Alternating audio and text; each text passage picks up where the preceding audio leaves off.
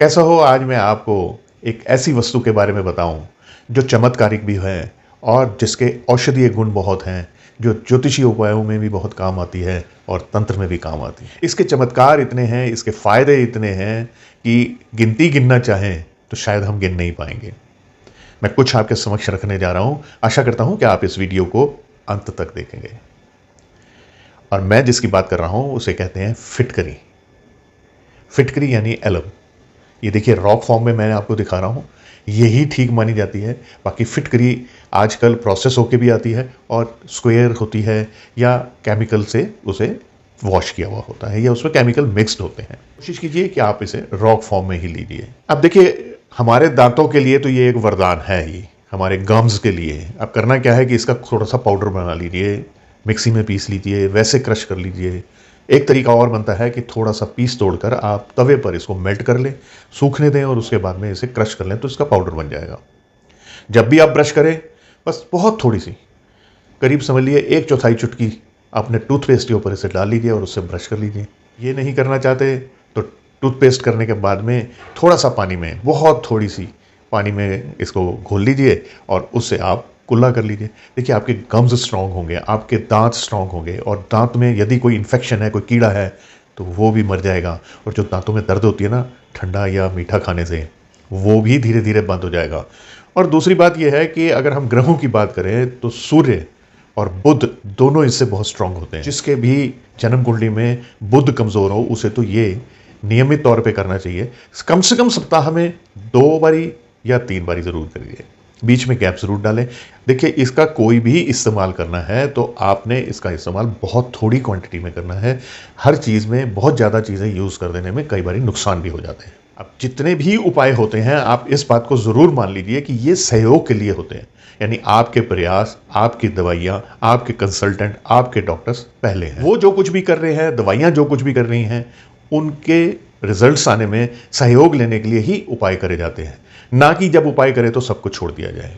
तो इस बात का विशेष ख्याल रखिए। चेहरे के ऊपर यदि दाग धब्बे आ जाते हों, जैसे यंग एज में पिंपल्स आ जाते हैं, या डायबिटिक लोगों के अक्सर शरीर पर किसी न किसी स्थान पर कभी न कभी छोटी छोटी फिंसियाँ होती रहती हैं, बेहतर होगा कि थोड़े से पानी उस स्थान पर लगा के और उस पर फिटकरी रगड़ दिया जाए। चेहरे पर अगर सप्ताह में 1 बारी फिटकरी का थोड़ा सा पानी बनाकर और चेहरे को उससे धो लिया जाए, या फेस वॉश की तरह अगर यूज़ करना है तो इसमें थोड़ा सा गुलाब जल इसके पाउडर में मिला के, क्वांटिटी फिर मैं कह रहा हूँ थोड़ी लेनी है, क्योंकि इसमें एक प्रॉपर्टी ये होती है कि जहाँ पर भी आप फिटकरी को यूज़ करेंगे वहाँ पर फिटकरी जो है स्किन को टाइट करती है, तो अनईजी हो सकती है। दूसरी बात यह है कि आंखों का ख्याल रखिएगा कि इसका पानी आंखों में नहीं जाना चाहिए, नहीं तो बहुत पीड़ा करता है। देखिए, शुक्र के लिए बहुत उपाय करे जाते हैं, लेकिन हम अपने शरीर पर कुछ ऐसे बैक्टीरियाज पाल रहे होते हैं जिनका निकलना ज़रूरी होता है और वो बैक्टीरियाज बदबू पैदा करते हैं।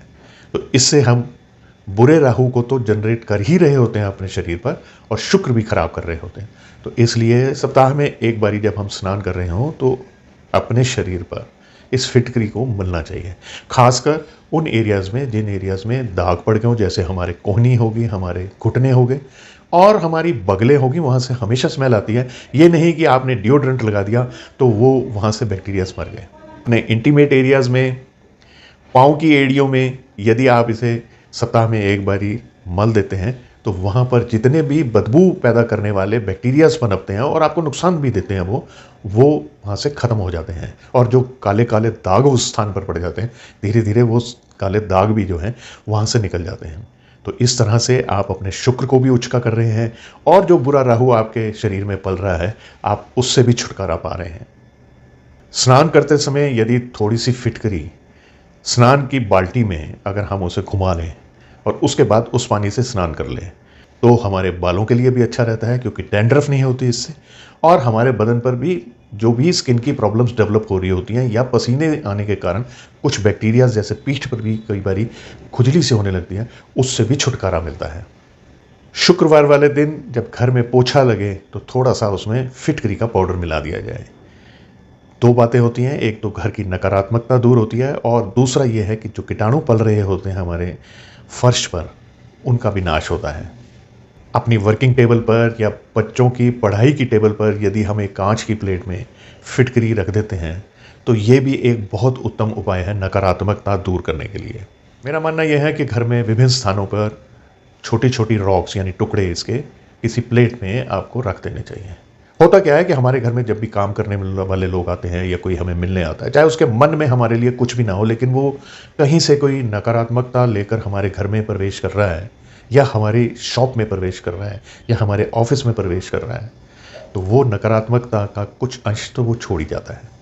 यदि वहाँ पर फिटकरी पड़ी होगी तो वो उसे सोख लेती है। इस फिटकरी को आप माह में एक बारी बहते पानी में यानी नल के नीचे धोकर फिर वापस रख सकते हैं। ज़रूरी नहीं है कि इसे बदल दें, जब ये बिल्कुल ख़त्म होने वाली हो तब भले आप इसे बदल लें। कुछ वहम ऐसा हो रहा हो, कुछ ऐसा लग रहा हो कि किसी ने कुछ कर दिया है, तो होता यह है कि नकारात्मकता या नज़र दोष इतना होता है कि हमें ये ख्याल आता है कि हमारी जितनी नाकामियाँ हैं वो किसी के कुछ करने से हो गई हैं। देखिए, पहला जो इसके लिए आपको उपाय करना चाहिए वो यही करना चाहिए कि जिस भी व्यक्ति के साथ ऐसा हो उसे 7 बारी एंटी क्लॉकवाइज आप फिटकरी वालें, थोड़ी सी फिटकरी वालें, उसे थोड़ी कपूर के साथ शाम के समय जला दें और जो उसकी राख हो उसे घर से बाहर फेंक दें या ड्रेन कर दें। मैं आशा करता हूं कि मैं फिटकरी के बारे में आपको कुछ कारगर उपाय दे पाया हूं। आपको ये वीडियो अगर पसंद आई है तो इसे लाइक शेयर कर दीजिए, मुझे कमेंट्स भी करते रहा कीजिए और मैं फिटकरी पर आगे भी इसके अतिरिक्त और क्या उपाय बनते हैं वो भी लेकर आता रहूँगा। और अब मुझे आज्ञा दीजिए। नमस्कार।